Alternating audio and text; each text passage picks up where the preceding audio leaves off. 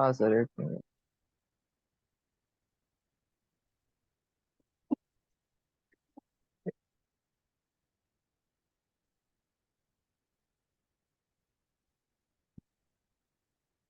अरे,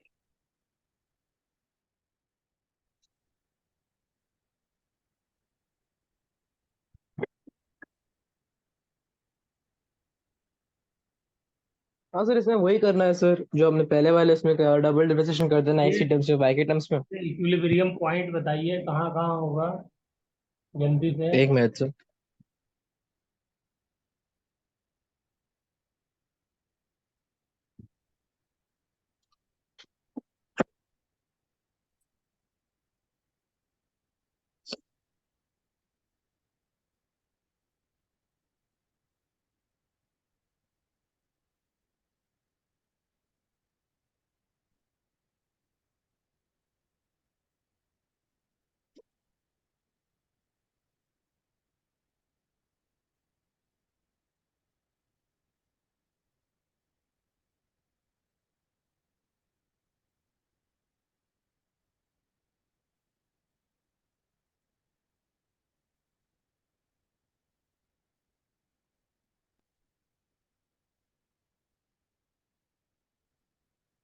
सर मेरा आंसर आया था एक्स के वैल्यू के लिए। पहले ये बताइए, एक मिनट फोर्स सर, है। आपने यही लिखा है?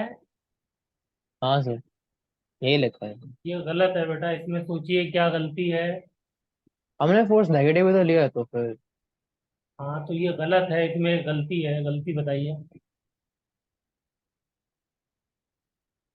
वेक्टर फॉर्म में नहीं है, फोर्स वेक्टर है ना। अच्छा।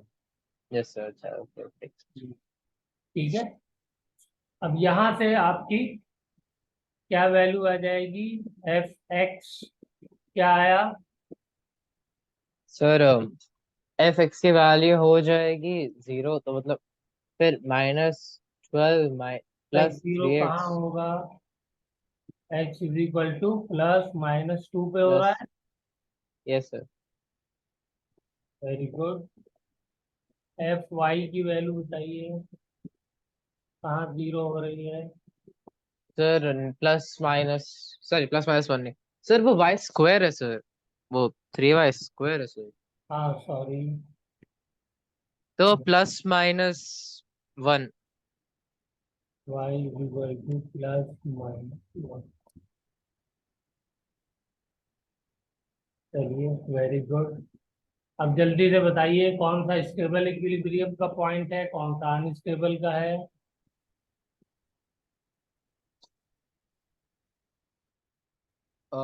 Stable equilibrium. एक मिनट सर। अगर हम इसका डबल डिफरेंशिएशन करेंगे तो फिर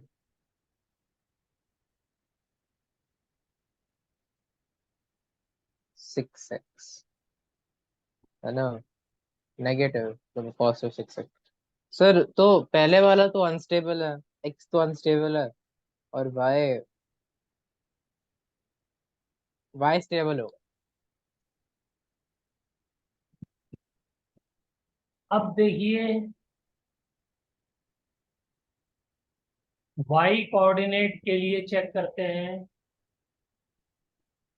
सॉरी, पहले एक्स के लिए चेक करते हैं। X is equal to +-2। Yes sir. तो +2 रखा, तो वैल्यू क्या आई? Del sir less, square you sir more than, sir और more than del 0। X square. X के लिए चेक कर रहे हैं तो एक्स वाला कंपोनेंट ले लेंगे। Yes sir. ठीक है ना? और एक्स वाला कंपोनेंट क्या हो जाएगा? More than 0। -6x। अब सर 6 माइनस में जब माइनस प्लस 6। है बेटा। सर माइनस माइनस 6x हो जाएगा ना। नहीं तो बेटा, अब ये डबल डिफरेंशिएशन तो ये अंदर वाला कंपोनेंट है। अच्छा ओके। ठीक फिर है ना? ठीक है, ओके।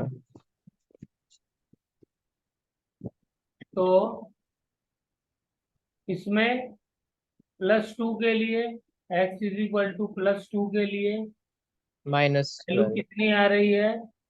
-12। वैल्यू आ रही है -6। तो सॉरी, -12। Yes sir.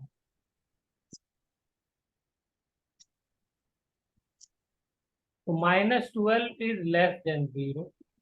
मतलब जब स्टेबल लेस होगा। देन 0 होता है तो कैसा इक्विलिब्रियम होता है? स्टेबल। नेगेटिव के लिए स्टेबल। स्टेबल। ठीक। या पॉजिटिव के लिए स्टेबल? चेक करिए। नहीं, पॉजिटिव के लिए अनस्टेबल, नेगेटिव के लिए स्टेबल। यस। हाँ सर, ये लिखा है सर। नहीं, गलत। लेस देन जीरो के लिए अनस्टेबल है। हाँ, यही तो मैं आपको बार बार इसलिए पूछ रहा हूँ।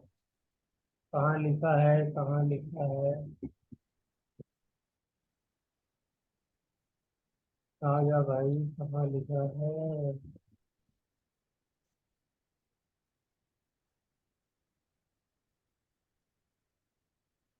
ये देखिए, it- हाँ सर। अगर ग्रेटर देन 0 है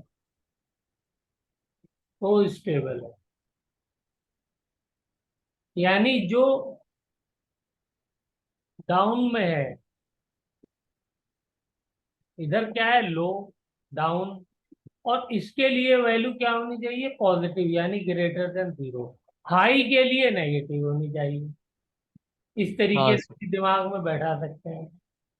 ये हाई है, ये क्या है, ये हाई। हाई के लिए क्या होनी चाहिए? नेगेटिव होनी चाहिए। मेरे ख्याल से आप नहीं भूलना चाहिए। हाँ सर। चलिए, तो यहाँ पे ये वैल्यू क्या आ गई? लेस देन 0 आई तो ये हो गया अनस्टेबल। ठीक है। हाँ sir. x is equal to -2, इसके लिए इसमें क्या हो स्टेबल हो जाएगी? जाएगा। इसके +12 प्लस तो। 12 हो जाएगी। ये ग्रेटर देन 0 हो गई, तो ये स्टेबल इक्विलिब्रियम। चलिए, अब y के लिए ग्राफ, y के लिए पॉइंट निकालिए। सर y के लिए हो जाएगा 4y। तो अगर y फोर के वाई हो लिए जो गया, हमारे पॉइंट आए थे वो क्या आए थे? +-1। +-1। ठीक है। तो del square y upon, sorry, u upon del y square is equal to 6y। ठीक है। हाँ सर। तो इसमें when y is equal to +1, 6 then it is 6। -1 minus. Del square u upon del y square is equal to 6। और ये क्या है? Greater than 0। तो यहाँ पर ये क्या हो गया? स्टेबल। ठीक है। हाँ सर। चलिए, दूसरा वाला पॉइंट जल्दी से उसके लिए करिए, -1। तो इसके लिए क्या हो जाएगा? Del square u upon del y square is equal to -6। ये लेस देन 0, तो ये हो गया अनस्टेबल। अनस्टेबल। ये आ गए पॉइंट्स। अब अगर इसको एक्स वाई ग्राफ में मुझे प्लॉट करना हो तो जरा प्लॉट करिए बेटा। कैसे प्लॉट करेंगे?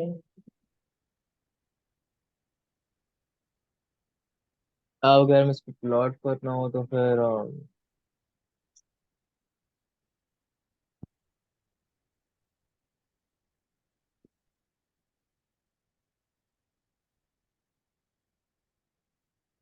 -x = -12 पे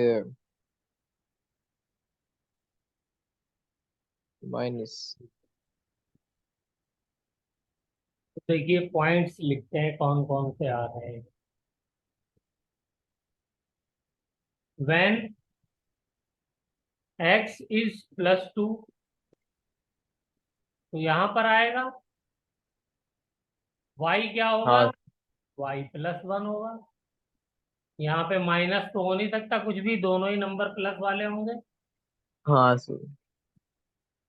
ये मान लीजिए पॉइंट है। दूसरे वाले कोऑर्डिनेट में बताइए क्या बनेगा? एक्स इज दूस -2, और -1। वाई जो है 1 होगा ना बेटा, इसमें वाई तो हाँ +1। Yes sir 1। चलिए गुड। अब नीचे वाला बताइए। इसमें एक्स हो क्या है? जाएगा +2, +2 वाई माइनस। -1। चलिए इस वाले में बताइए। Sir -2 -2 minus. -1। ये 4 पॉइंट ऐसे हैं जहां पर इक्विलिब्रियम है। हाँ सर। लेकिन बेटा ये फुल इक्विलिब्रियम नहीं है यार, मतलब पार्शियल इक्विलिब्रियम है। मतलब किसी एक्सिस पे, एक्स पे अगर स्टेबल है तो वाई पे अनस्टेबल है, वाई पे स्टेबल है तो एक्स पे अनस्टेबल है। चेक करिए क्या ऐसा हो रहा है? हाँ सर है सर। बताइए पहले वाला पॉइंट बताइए। इस वाले पॉइंट को हाँ ये मान लेते हैं फर्स्ट है, ये सेकंड है, ये थर्ड है, ये फोर्थ है। फोर्थ में, फर्स्ट में बताइए एक्स पे क्या है? Stable. No, sorry unstable unstable unstable unstable. X पे अनस्टेबल। Yes sir. और इस पे भी फिर अन और इस वाई पे भी पे, स्टेबल है। स्टेबल है। वाई पर स्टेबल।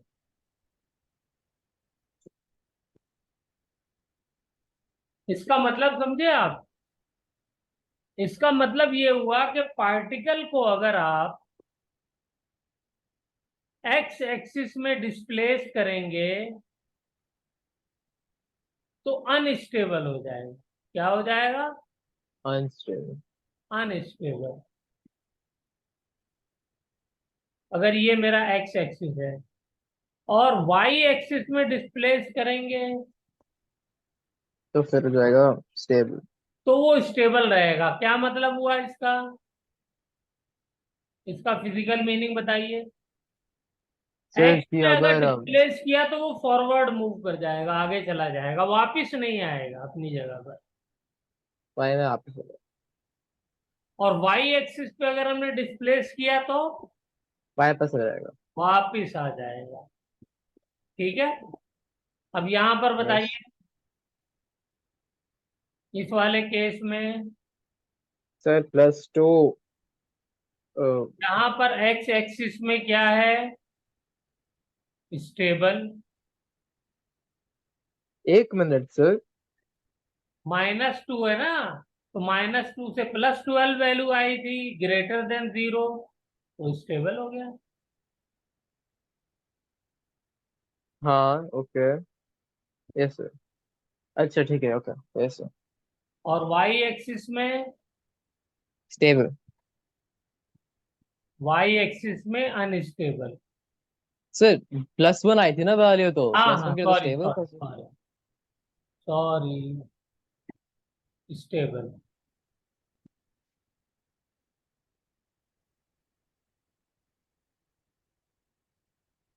वाई एक्सिस में भी स्टेबल हो गया। ये ऐसा पॉइंट है जिसमें वाई पे जाइए, एक्स पे ले जाइए पार्टिकल को, कहीं भी आप उसको थोड़ा सा हिंट हिलाइए लेकिन वो वापस क्या हो जाएगा, अपनी पोजीशन में आ जाएगा। अब इसमें आ ओके जाइए सर। थर्ड पे, बताइए जल्दी से। एक्स में स्टेबल। अब तो हम दोनों सर का कैलकुलेट कर चुके स्टेबल अनस्टेबल। हैं, स्टेबल है। और माइनस स्टेबल लगाएंगे अनस्टेबल। वाई में अनस्टेबल।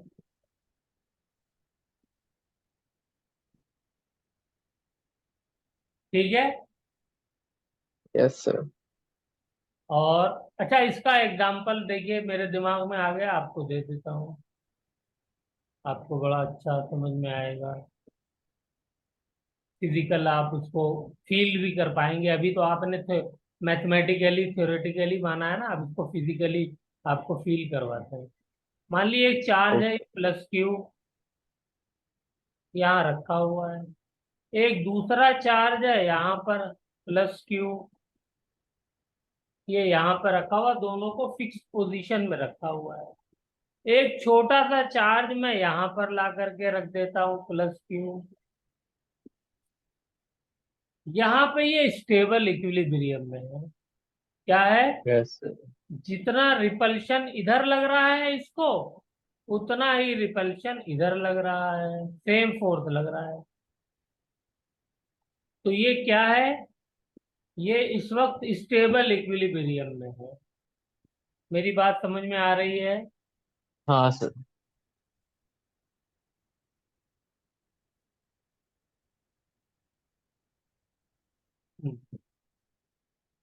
अगर मैंने इस चार्ज को स्लाइटली, आप डिस्प्लेस करके देखिए, स्लाइटली मैंने मान लीजिए यहाँ पर डिस्प्लेस कर दिया, तो क्या होगा? तो रिपल्शन से वापस से रहेगा।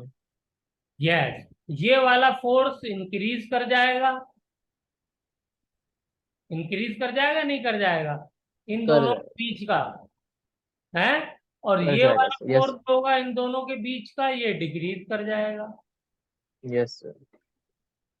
क्यों डिक्रीज कर जाएगा? क्योंकि फोर्स के फॉर्मूले में क्या होता है, k q k one Q1 Q2 upon r upon r square. यहाँ डिस्टेंस इंक्रीज किया है तो डिनोमिनेटर बड़ा हो गया, तो फोर्स क्या हो जाएगा, डिक्रीज हो जाएगा। यहाँ पे यस डिनोमिनेटर सर। छोटा हो गया तो फोर्स बढ़ जाएगा, तो ये वापस रिपेल करके यहीं पर इसको ले आएगा। बोलिए यस सर। बेटा, ये बात मेरी क्लियर हुई? हाँ सर। चलिए तो जल्दी से ये डायग्राम बनाइए, फिर वाई एक्सिस पे चेक करते हैं इसी को जल्दी से। और आप ही बताएंगे मुझको वाई एक्सिस में डिस्प्लेस करने पे क्या होगा।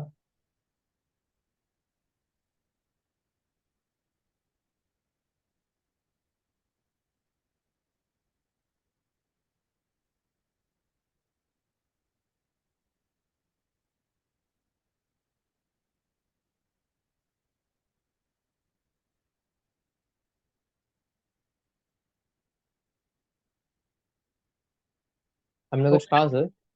चले आगे। अब ये मैंने वाई हाँ सर। एक्सिस पे डिस्प्लेस किया, सपोज मैं यहाँ पे ले आया इस चार्ज को, तो वो चलता चला जाएगा सर। तो अब बताइए क्या होगा। सर वो चलता चला जाएगा, वापस नहीं आएगा सर। यस, यहाँ पे अगर मैंने इसको डिस्प्लेस किया तो ये आगे की तरफ मूव कर जाएगा। ये वाले फोर्स की वजह से इधर फोर्स लगेगा, और इस वाले चार्ज की वजह से, राइट वाले की वजह से इधर लगेगा। तो इनका नेट रिजल्टेंट कहाँ आएगा? इनका नेट रिजल्टेंट ऊपर की तरफ आएगा, और ये आगे की तरफ चलता चला जाएगा। तो देखिए, एक्स ओके सर। एक्सिस में स्टेबल इक्विलिब्रियम है, और वाई एक्सिस में अनस्टेबल है। यहाँ अनस्टेबल। पे इसी बात को लिख लिए, एक्स पे स्टेबल एंड वाई पे वाई पे अनस्टेबल। अनस्टेबल। ठीक है, तो ये हमारा इलेक्ट्रोस्टैटिक का केस था, तो हमने कहा कि इसको देख लेते हैं। Okay sir. चलिए, वेरी गुड, बहुत अच्छा एग्जाम्पल था ये अंडरस्टैंडिंग के लिए। पोटेंशियल एनर्जी का हमने यूज बॉन्ड बनाने में भी किया था, याद है? वो ग्राफ आपको बना सकते हैं? क्या सर? पोटेंशियल एनर्जी का यूज हमने ग्राफ बना, बॉन्ड बनाने में किया था बिटवीन द टू एटम्स। हाँ सर, याद है सर। उसमें क्या होता है, जल्दी से बताइए। तो ऐसे ऐसे चल जाता है सर। अब जितना उसका बीच का लेंथ कम होता जाता है, उतना ही एक पीक पॉइंट पर एक बहुत ज्यादा अट्रैक्शन आता है। पर अगर वो और पास आएंगे तो रिपल्स कर जाएंगे इंस्टेंटली। ये तो फिर यहाँ पे पोटेंशियल एनर्जी क्या है इसकी? लोएस्ट। मिनिमम। तो यहाँ पे मिनिमम है, तो यही इसकी बॉन्ड लेंथ हो जाती है। Yes sir. यहाँ पे आकर के दो एटम्स, ये हाइड्रोजन का है, तो दो हाइड्रोजन एटम्स इस डिस्टेंस पे आकर के रुक जाते हैं। ठीक है ना? यस। पोटेंशियल एनर्जी जितनी कम होगी उतना ही सिस्टम स्टेबल होता है, इस बात को लिखिए जल्दी से। Lower the potential energy, higher will be the stability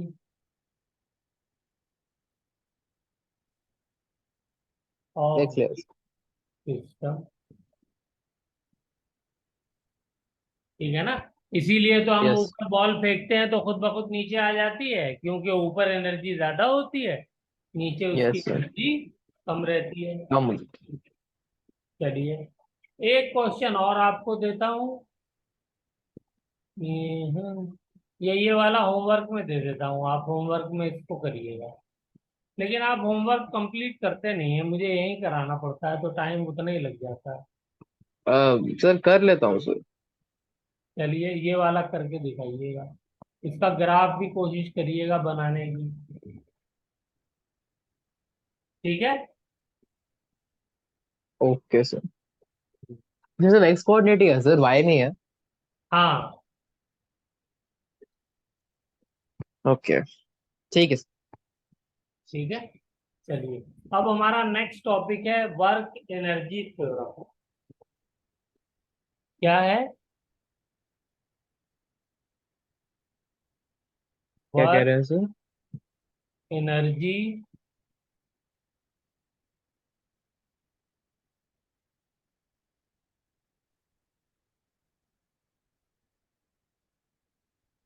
theorem.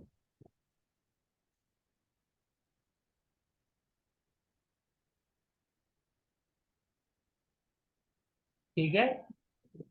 Okay sir.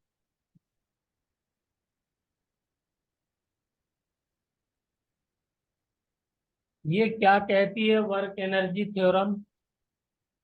ये कहती है वर्क डन, डेफिनेशन लिखिए। Work done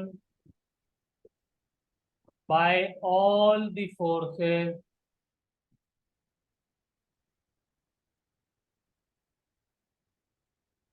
is equal to change in kinetic energy of the, of course object की बात कर रहे हैं, ऑफ द ऑब्जेक्ट।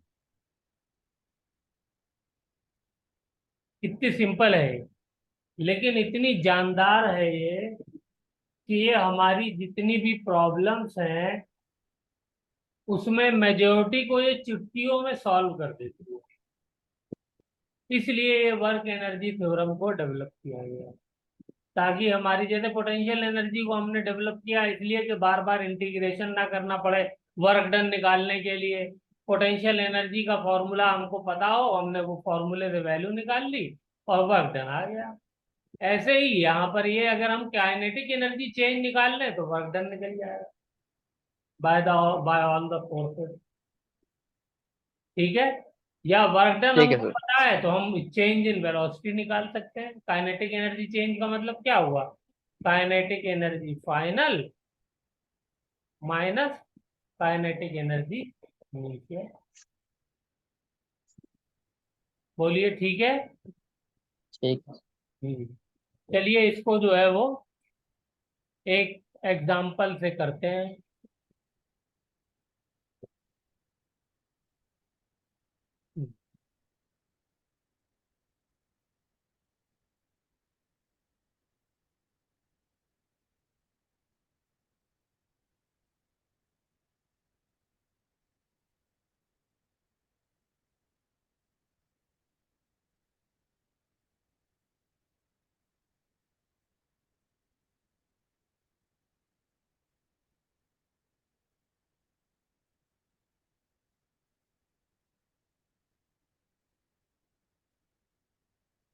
हाँ,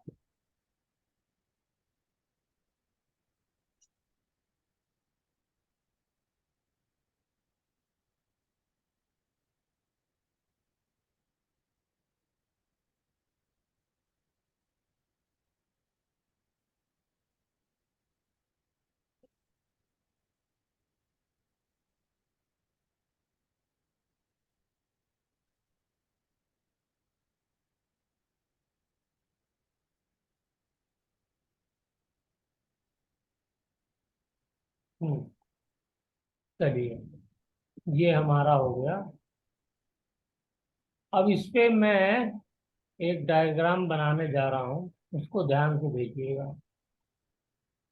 एक यहाँ पे मैंने चार्ज लिया,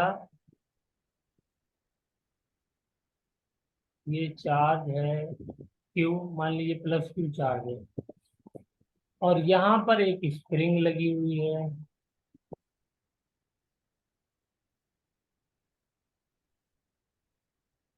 इस स्प्रिंग के ऊपर एक ब्लॉक ऑफ मास एम रखा हुआ है,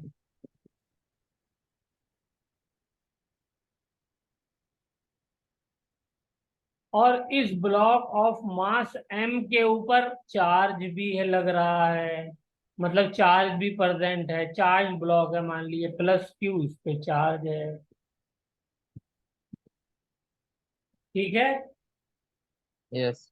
इसके ऊपर एक एक्सटर्नल फोर्स ऊपर की तरफ लग रहा है, एफ एक्सटर्नल। ठीक है।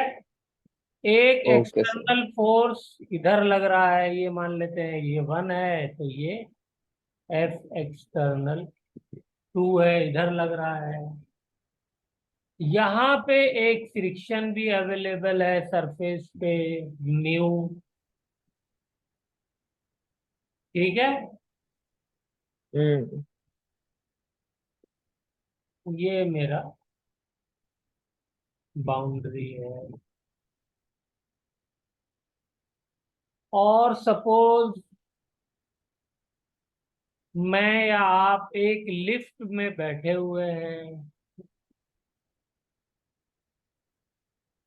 ये लिफ्ट जो है वो ऊपर जा रही है ए एक्सेलरेशन से, और ये भी फोर्सेस की वजह से ऊपर ही जा रहा है, ए नॉट एक्सेलरेशन से।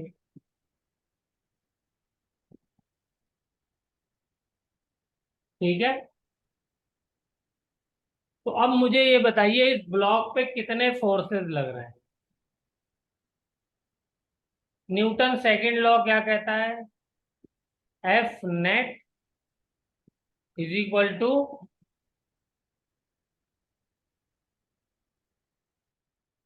मास इनटू एक्सेलरेशन।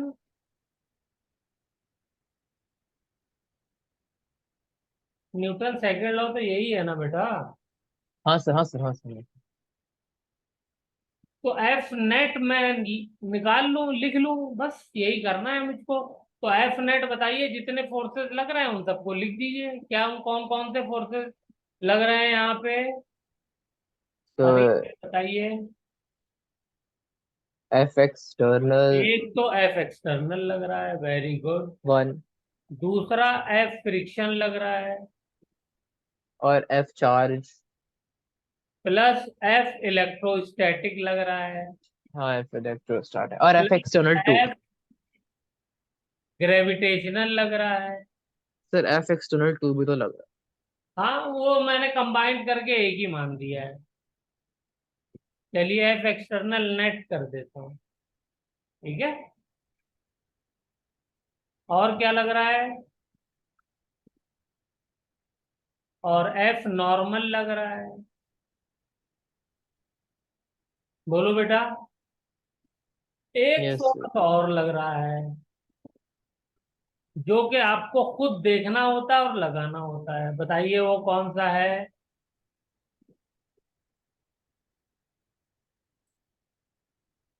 क्या कह रहे हैं सर? ये तो समझ में आए। क्या कह रहे हैं सर? आवाज नहीं आ रही। मैं ये कह रहा हूं कि एक फोर्स और लग रहा है, बल्कि दो फोर्स लग रहे हैं, उनको बताइए। Spring force. एक, यस वेरी गुड।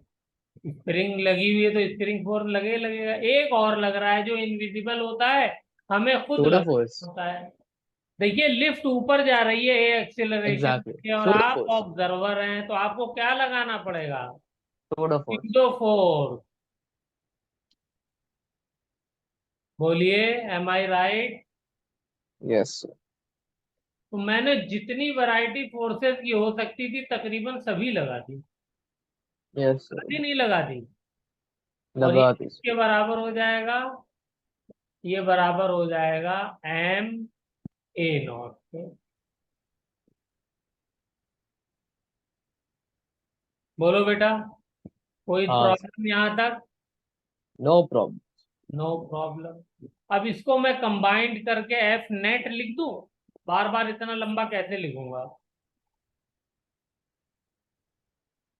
मैंने एफ नेट लिख दिया, is equal hmm. To m into a naught को मैं ये लिख सकता हूँ, m into v into d v upon, बोलिए नीचे क्या आएगा डिनोमिनेटर में जल्दी से? D v upon d t. D कैसे आएगा? D x d d x d upon x d d x d तो खुद एक्स की डी एक्स एक्सेलरेशन होता है। D x sir. D x d x. D x, yes. अगर मैं इसको एक्स डायरेक्शन मानता हूं तो एक्स लिख दूंगा, वाई मानता हूं तो वाई लिख दूंगा। ठीक है ना? आपने एक्स कह दिया तो मैंने एक्स लिख दिया। Okay sir. ठीक है, ये मेरी यस। इक्वेशन बन गई। अब यहां से मुझे ये बताइए, ये डी एक्स को मैं इधर ले जाऊं, F net dot d x is equal to m v v dot d v. D v. तो अगर मैं इसको इंटीग्रेट कर दूं तो बताइए क्या आ जाएगा? वर्क डन आ जाएगा नहीं आ जाएगा सारे फोर्सेस का? आ जाएगा सर। तो वर्क डन आएगा, किसका किसका आएगा? जल्दी से एक बार फिर से मेहनत करते हैं, लिखते हैं। M v work square by done two हो बाय जाएगा ना। External force plus work done by friction force friction force. Plus work done electrostatic. By electrical force plus electrostatic force, work done by gravity. Gravitational force plus work done by normal और force plus work done by spring force. Spring force plus work done by pseudo force. Pseudo force is equal to, यहाँ पे बताइए क्या आएगा? जल्दी से हरियप। Sir velocity initial u m v square by और टू। फाइनल वी हो जाएगी फोर्स लगने के बाद। Yes sir. M v. One yes by sir. Two into m m v p का स्क्वायर स्क्वायर माइनस यू का स्क्वायर। जो का स्क्वायर। और ये क्या है? यही तो change in kinetic energy. Energy है। Change in kinetic energy. Yes और सर। ये क्या है? ये work done bye all the force. All the force. This is called work energy theorem. कितनी प्यारी सी थ्योरम है और कितनी आसान है। और जितनी ये आसान है उतनी ही ज्यादा हमारे लिए आसानी पैदा करती है। हाँ सर। अच्छा ये बताइए मुझको, ये जो फोर्सेस मैंने लिखे हैं इसमें से कौन से कंजर्वेटिव फोर्सेस हैं?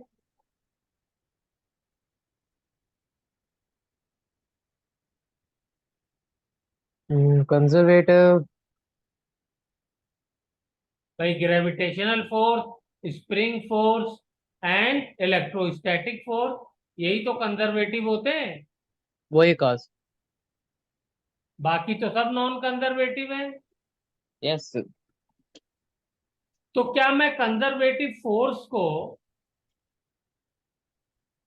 पोटेंशियल एनर्जी कह सकता हूं? हाँ sir. Conservative work done by conservative force, ये वाला एंड ये वाला।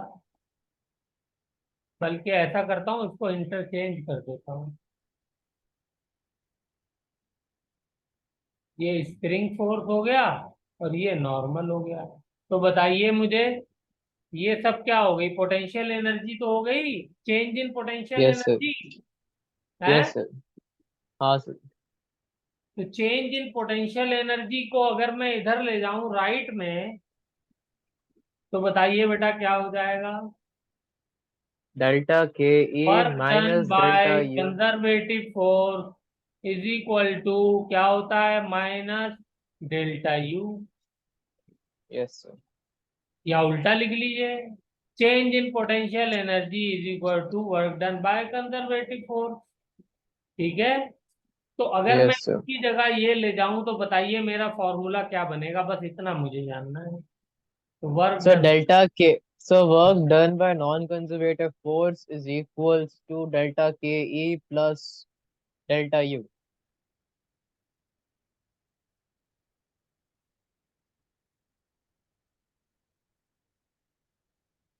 Is equal to change in kinetic energy, क्या है kinetic energy final, minus kinetic हाँ, एनर्जी इनिशियल। और ये माइनस डेल्टा यू जब इधर आएगा तो क्या हो जाएगा, प्लस हो जाएगा। plus delta तो ये क्या हो जाएगा, potential energy final minus potential energy. minus potential energy initial. Very good. तो क्या मैं लिख सकता हूँ वर्क डन बाय, ये सारे फोर्सेस तकरीबन जो राइट लेफ्ट साइड में है, ये सब के सब नॉन कंजर्वेटिव फोर्स हैं। तो तो मैंने वर्क वही तो कहा बाय था, work non done by non conservative conservative force is equal to क्या बन जाएगा, kinetic energy final plus potential. Plus potential energy final, yes, minus kinetic kinetic energy. Energy initial plus potential energy initial. Yes sir. और बेटा ये क्या कहलाती है, mechanical energy final yes sir. Minus mechanical energy initial. ये सब मतलब main formula वही है, ये तो मैं शॉर्ट फॉर्म में आपको बता रहा हूँ, ओके है ना, सर। डिफरेंट वैरायटीज लिख रहा हूँ। और अगर work done by non conservative force, non conservative force, चलिए इसको दोबारा लिखता हूँ दूसरे कलर से, if work done by non conservative force is equal to zero हो जाए तो बता देंगे मुझे क्या बनेगा formula. Sir mechanical energy final is equals to mechanical energy conserve. Is equal sorry to initial. Mechanical energy initial. जो आज यस तक सर। हम 9 10 तक पढ़ते आए हैं वो फॉर्मूला यहाँ से आया था। Hmm. Kinetic energy final plus potential energy final is equal to kinetic energy initial plus potential energy initial. ठीक है, यस सर। तो ये फॉर्मूला कब वैलिड है, when non conservative forces work done is zero और force non conservative is zero, तब भी दोनों कंडीशन में हाँ वैलिड सर। नहीं है। यस सर, है सर। और तीसरी कंडीशन क्या है, तीसरा क्या लिख सकते हैं, और ओनली कंजर्वेटिव फोर्स